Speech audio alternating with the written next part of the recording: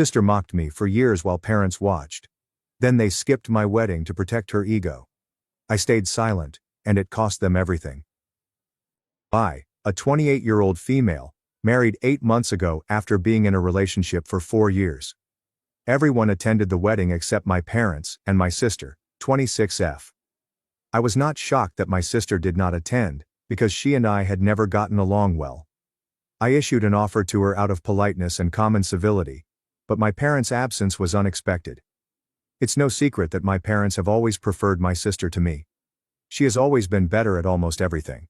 She is obviously more conventionally attractive than me because I am small and overweight, and she is supermodel material. I am not even exaggerating. If I'm not mistaken, she dabbled in modeling while in college and was part of certain assignments, but she became too preoccupied with her studies and quit. She has a business degree, and shortly after graduating from college, she accepted a job offer from a large corporation and began rapidly climbing the corporate ladder. She's young, attractive, and accomplished, and my parents have always been prouder of her than of me. To be honest, I do not blame them for this. She is the girl they can truly brag about. In comparison, I am quite ordinary. I don't refute it because I lack both attractiveness and intelligence. I'm not disparaging myself, I'm simply being practical because, while I'm not as accomplished as she is, I'm still content with my life. It used to sting that my parents weren't as proud of me as they were of her, and they didn't make any attempt to show me the same love and affection. With time, I simply accepted it. It wasn't like I had a choice. I had tried everything I could to get my parents to treat me the same way since I was a child, but nothing seemed to work. It seemed as if they were infatuated with my sister, and I would never be good enough. So why bother attempting to impress individuals who will never recognize your positive qualities, and will only compare you to your sister? After a while, I just quit trying. I started living my own life, and I must admit that it made my life a lot happier. I still kept in touch with my parents though, because I didn't want to cause any problems. I knew they were very concerned with keeping up appearances, so if I abruptly stopped talking to them and cut them out of my life, they would make a big deal out of it, and I didn't think the drama would be worth it. So I opted to be there on the surface, but I was actually rather far from them, and they didn't seem to mind since they had my sister to obsess over. That was how it had been for the past few years, until last year, when I got engaged to my longtime partner. Of course, I informed my folks about it. I invited them, but they did not turn up. It wasn't like I missed them much during the wedding, but it was still a bit of a surprise because they didn't have a large crowd. People asked about my parents. Nobody was surprised that my sister did not show up because they knew we had a strained relationship. However, my parents' absence was significant, especially because there was no explanation provided. So, a few days after the wedding, I decided to approach them about it. Even before the wedding, when I realized they had not RSVP'd, I attempted to contact them but received no response. Back then, I suspected something was odd, but I wasn't too concerned because I already had a lot on my plate. However, after the wedding, I desperately needed answers. I am determined to confront my parents once and for all. When I phoned them after everything was done, they finally answered. Even though I had assumed they would simply ignore me in the weeks leading up to the wedding. As soon as they answered the phone, they told me that they were extremely disappointed that they would be unable to attend, and that I should have sent them a formal invitation. I was visibly perplexed, because I was certain that I had invited them. My husband and I had carefully reviewed the guest list several times, to ensure that no one had been left out. We sent out both physical and electronic invitations, and I knew my parents had received one. So, when they indicated they were furious that I hadn't even bothered to send them an invitation during the phone call, I realized something was wrong. While they were telling me how insulted they felt since they hadn't received an invitation, I decided to go check to see if I had sent it. And sure enough, I had. So I knew they were trying to gaslight me, but I didn't say anything. I simply apologized for my mistake and hung up. I was obviously annoyed that they were attempting to make me believe that this was my fault in some way, despite the fact that they had chosen to skip my wedding on purpose for reasons I had no idea about.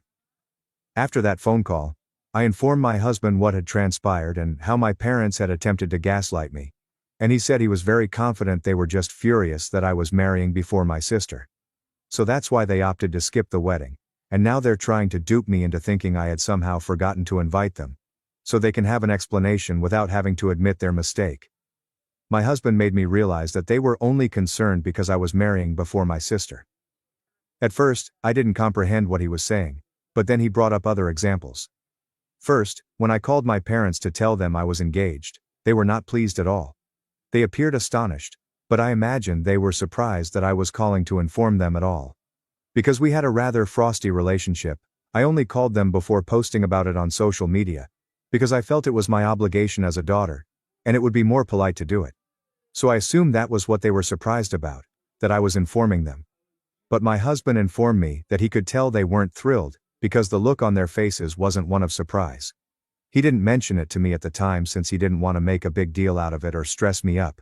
But even during the engagement party he noticed that my parents were sitting in a corner pouting, rather than chatting with everyone. And when he went to speak with them just to be courteous, he discovered that they were on the phone with my sister, and he could hear her crying on the other end while they tried to console her. It didn't take a genius to figure out why they weren't too pleased with my entire engagement scenario, and even though he couldn't hear what my sister was saying on the other line, he could make an educated guess. When my parents realized he was approaching, they set down their phones and began acting silly with him. But it was too late. I was startled to learn these facts, but they helped me explain a number of other things. The only reason he hadn't told me anything was that he didn't want to make me nervous about the wedding, which I was already stressed about preparing. It wasn't until after the wedding that I learned about it, and I'm very sure that was the real reason they didn't attend. It couldn't have been conceivable that they didn't receive the invitation, especially because I double-checked everything. So after they didn't show up for my wedding, I determined I wasn't going to speak to them anymore, not even for the sake of appearance. I'd had enough, and if my sister was their sole priority, they could stay with it. A couple of weeks ago, I learned from some of my family that my sister is engaged. Apparently, she's been with this guy for a year, and when he proposed, she accepted. Good for her. And I know my parents are overspending on this wedding since they have been talking about it online. They've already spoken with a few of their pals and started looking into large venues, which will be quite expensive. My sister has been informing our relatives that she will be shopping at Vera Wang, and I know it will be a big deal. I didn't give it much thought, but a couple of days ago, my parents contacted me and informed me that it was extremely inappropriate for me to try to disrupt my sister's wedding. I had no idea what they were talking about, so I assured them I hadn't mentioned anything. Neither did I care because we hadn't spoken in a long time, and I wasn't interested in fighting with them right now. But they told me that they knew I had spent the previous 8 months after my wedding talking trash about my family, and they were very disappointed in me. They informed me that all of the relatives they had communicated with so far had expressed no interest in attending the engagement party, and had already begun to make reasons for not attending the wedding. They knew I was involved since my sister was evidently furious that our family would not attend her engagement celebration. She had decided to vent to a cousin of ours, and she had been told that apparently, I had been telling everyone in the family that my parents had not shown up at the wedding because they were upset that my sister was not marrying before me, as they would have preferred, because they think she is prettier and more successful. They accused me of painting them in a negative light, and as a result of my claims our family was unwilling to attend the engagement party, let alone the wedding. And there, they had a point, because after the wedding, if my relatives asked me why my parents hadn't shown there, I would simply tell them what I thought. I was really outraged at my parents' actions, and after hearing what my husband had said, I didn't think I needed to hold back. Anyway, whenever I ran into a relative or was attending a family gathering, and they asked whether I finally had an answer as to why my parents were not present at my wedding, I would just tell them the truth. I didn't think I was gossiping about them, or doing anything improper because, in my judgment, they couldn't be bothered to keep up appearances during my wedding, despite the fact that they had always been quite concerned about doing so. Because they prioritized protecting my sister's feelings above all else. So, I'd learnt my lesson. I wasn't going to put in any effort, and after my husband told me, I decided that being honest was the way to go. I didn't truly consider the repercussions at the moment. I thought people deserved to know why they weren't at the wedding. I told them what my husband told me. I also told them about my talk with my parents, which I described as informal. I didn't try to sound sympathetic, but I also didn't mince things. What I didn't understand was that word spread, and by now, almost everyone in the family knows that my parents first skipped my wedding because they didn't want my sister to feel terrible about their attending, and also because she was more important to them. On top of that, they attempted to deceive me into believing that I had somehow missed inviting them. Even though they didn't say anything to me directly, my family has decided not to attend my sister's wedding. They do not want anything to do with my parents. And the cousin who told my sister about all of this had overheard her discussing it for quite some time. This girl is a gossip, so I'm not surprised she opted to share that information with my sister and parents. I'm quite sure she just wants to see the drama unfold. And she's in luck since my folks are quite unhappy. They believe that I sabotaged them on purpose.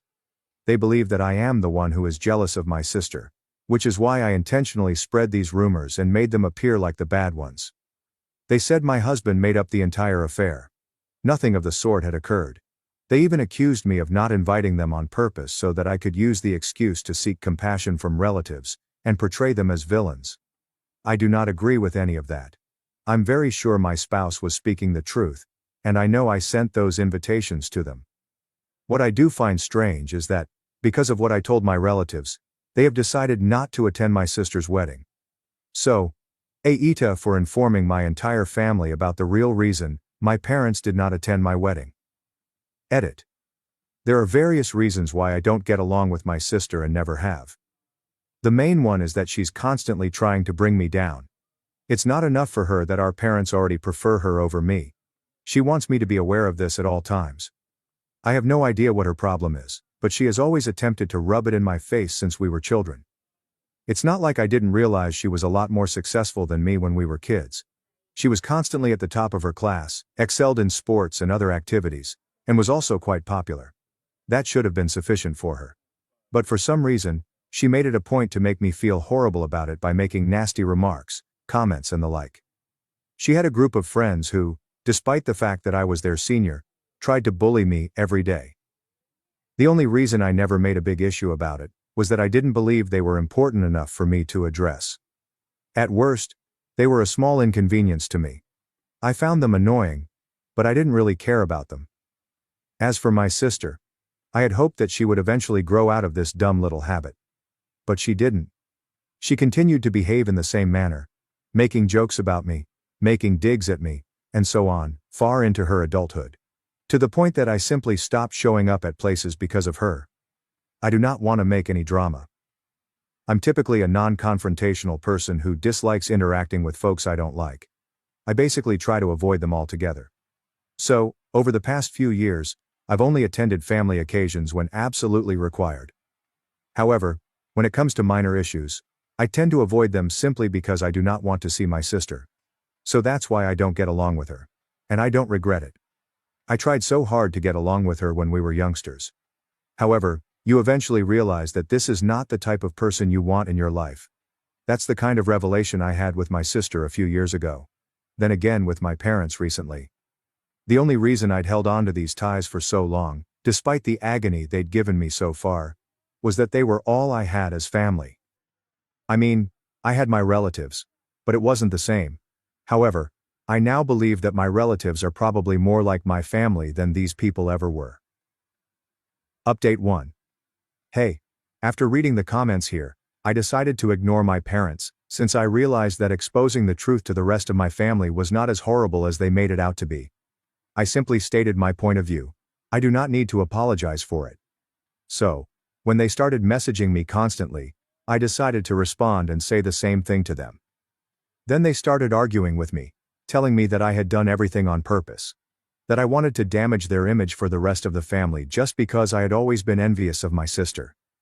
We were talking over the phone, and before I picked up, I had already determined that this time, I was going to let it all out. Because I needed to vent. As soon as they accused me of being envious of my sister, I simply agreed. I told them that yes, I was jealous of her, but not for the reasons they imagined. I wasn't envious of her because she was more accomplished or more conventionally gorgeous. I had always been envious of her since, rather than being neutral, the two of them had always preferred her to me. I could understand the rest of the world selecting her over me for the reasons I indicated. But what about my own parents? That really hurt. And I was tired of pretending I didn't care.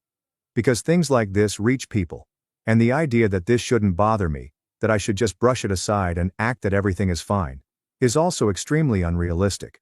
but I did it because I anticipated my parents to eventually appreciate me for who I am. But that never occurred. Even when I wasn't trying, I was unconsciously attempting to make them appreciate me. That's why I'd stayed quiet about their horrific treatment of me for so many years. However, when I eventually spoke up, they objected because it made them seem bad. Okay, rough.